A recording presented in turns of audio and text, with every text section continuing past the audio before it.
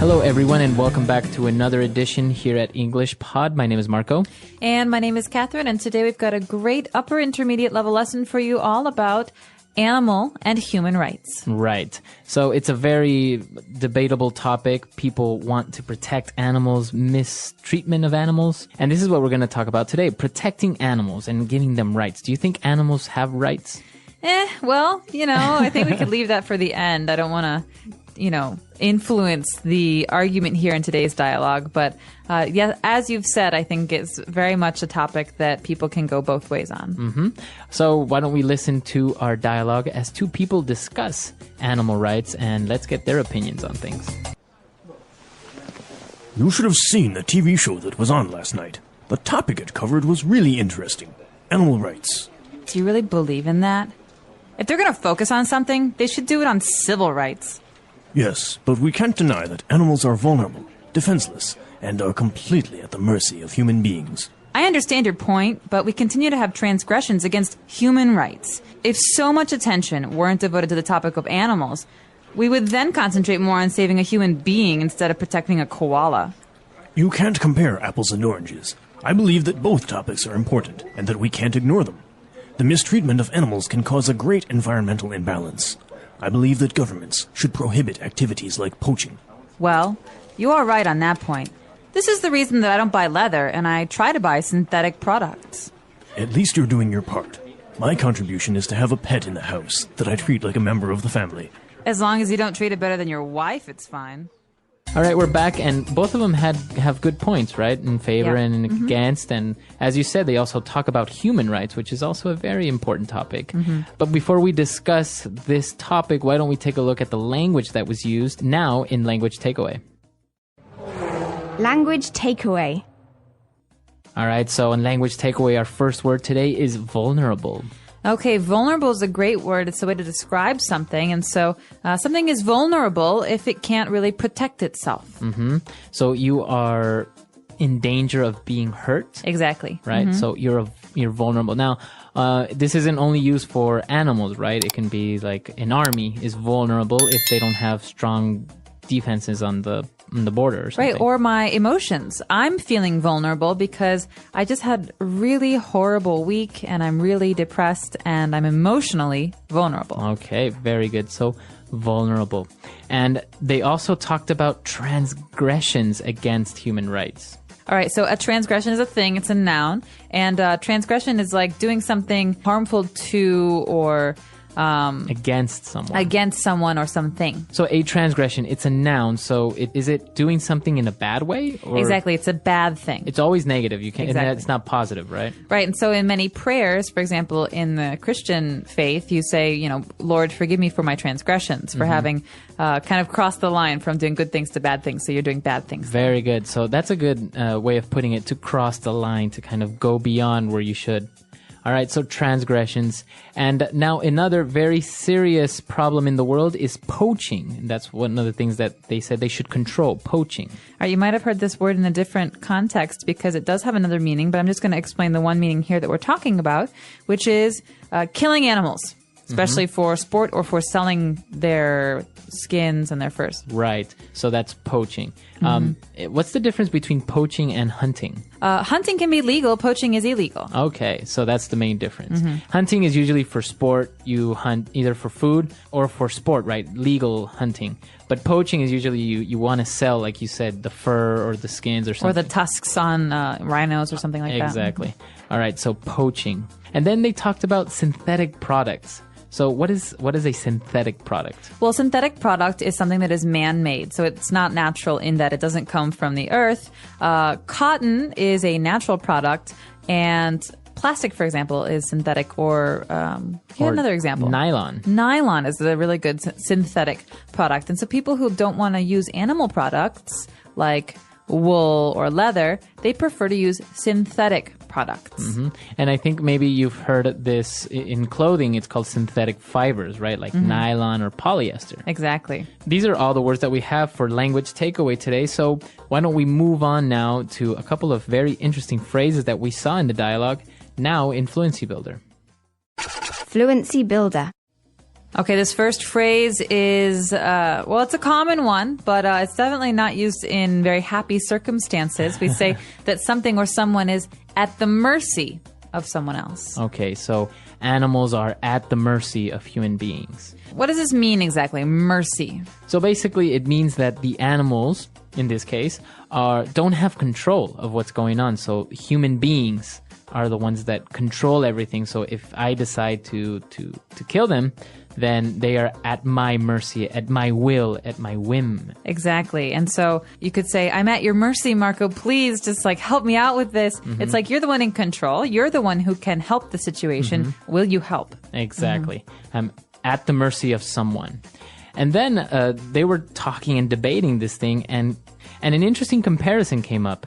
You can't compare apples and oranges. All right, you're going to hear this all the time in English. It's not just a funny little phrase that the person uses. It's a very common idiom. Mm-hmm. And so we say, it's like apples and oranges, or you can't compare apples and oranges. Mm-hmm. And this is essentially saying these are two different things. Completely different. Completely different. So I can't compare him and her because it's apples and oranges. They're two different things, two different people. Right. Because that's what in the movie you said they were like peas and carrots. They just go together. They go together. Does that make sense? Not really. Forrest Gump was a little bit strange like that. But I think the meaning is that if I say that's a big apple and I say that's a small apple, they're all apples, so I can compare them. But I say this is a really big orange and that's a really big apple. Well, they're different. Yeah. You just can't compare them.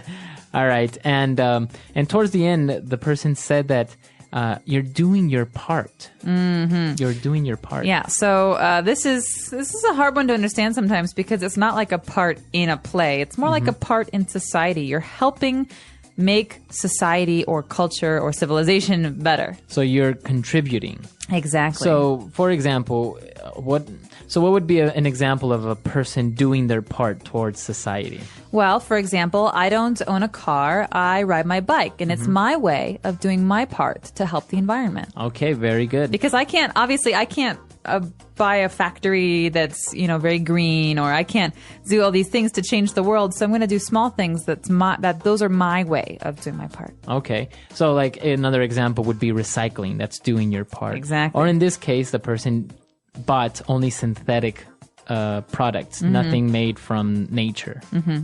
All right, very good. So very interesting phrases. Why don't we listen to our dialogue for the last time, and then we'll be right back.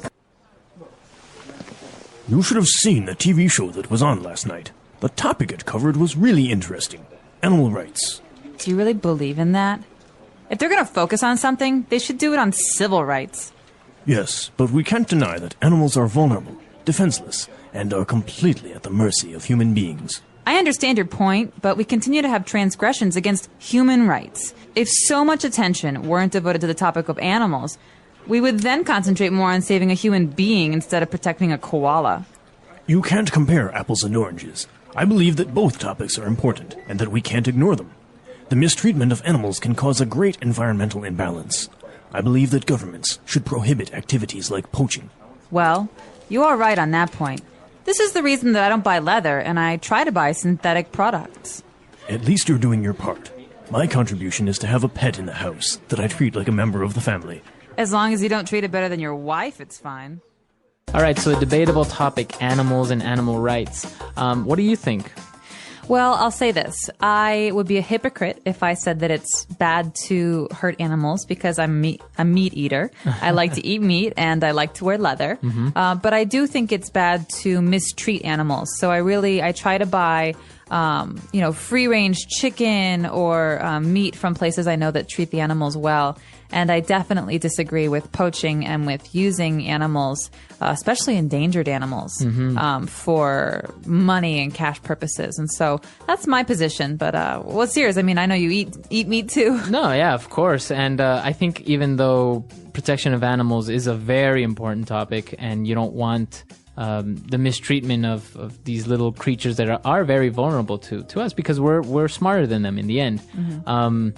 But I think also it has to do a lot with superstition sometimes and kind of mystical and magical things. For example, people killing rhinos because they believe that the rhino horn has amazing curing properties, or or the same thing with elephant tusks and stuff like that. So it also it involves this certain aspect that people almost don't know any better. They truly believe that these things actually work, or that they will help them. So they don't consider the like in the dialogue said, the imbalance that they create in the environment, or the consequences. Or there might be some very serious evolutionary consequences that we cannot even imagine. And so, things change kind of over time, sometimes quickly and sometimes slowly. But if we force change really quickly, who knows what the results are going to be? It might be really negative for us.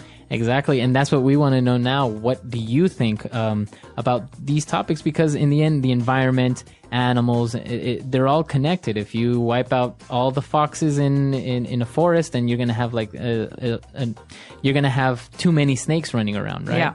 So, what do you think? Come to EnglishPod.com, and you can leave all your questions, comments, or suggestions, and we're always there to help out. So we hope to see you there, and until next time, everyone, goodbye. Bye.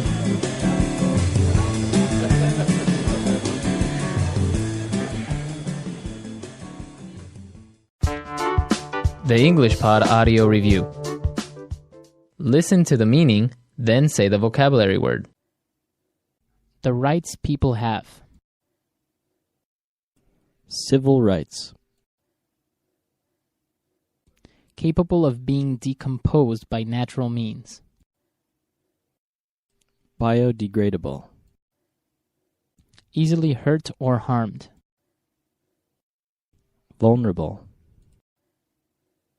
A prolonged period of time during which no rain falls. Drought. Defenseless. Defenseless. A severe shortage of food. Famine. In a position where you can be harmed. At the mercy of. The part of the Earth's surface and atmosphere inhabited by living things. Biosphere. Something that is not allowed. Transgression. A general term for the research activity that creates a copy of some biological entity. Cloning. An unfair comparison of two different things. Apples and oranges. To illegally hunt protected animals. Poach. Not natural. Synthetic. To help accomplish a goal. Do your part. Let's try that faster. The rights people have. Civil rights. The part of the Earth's surface and atmosphere inhabited by living things. Biosphere.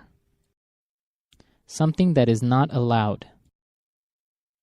Transgression. Easily hurt or harmed. Vulnerable. An unfair comparison of two different things. Apples and oranges. In a position where you can be harmed. At the mercy of. To illegally hunt protected animals. Poach. Defenseless. Defenseless. A severe shortage of food. Famine. Capable of being decomposed by natural means. Biodegradable. Not natural. Synthetic. A general term for the research activity that creates a copy of some biological entity. Cloning. To help accomplish a goal. Do your part. A prolonged period of time during which no rain falls. Drought. Now say the word and hear it in a sentence.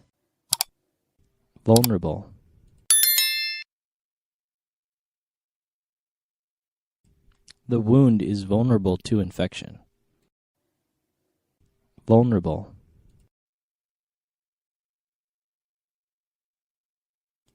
A dry forest is vulnerable to fires. Vulnerable.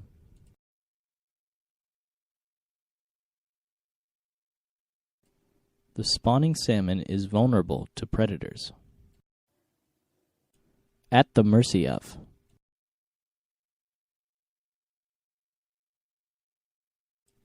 The city is at the mercy of the forest fire. At the mercy of.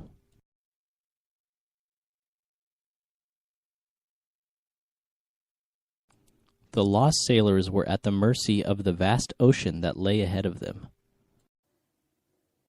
At the mercy of.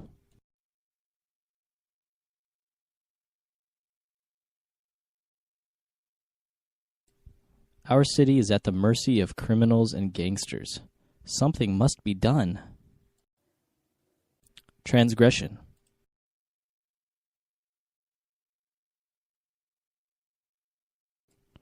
All transgressions of the law will be severely punished.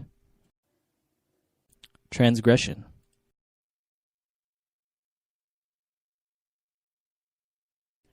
She was guilty of the worst moral transgression. Transgression.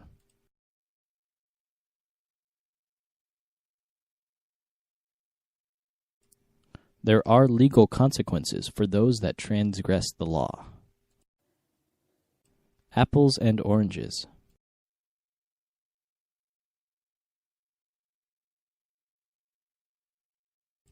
You can't compare Batman and Superman. It's like apples and oranges. Apples and oranges.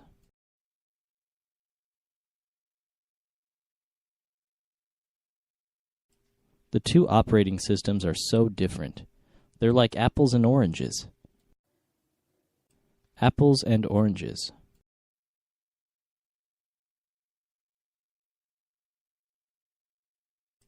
You can't compare those two authors. It's like comparing apples to oranges. Do your part. Do your part. Don't litter.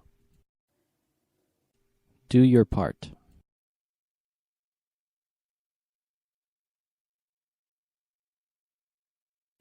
Your wife looks so tired. You haven't been doing your part around the house. Do your part.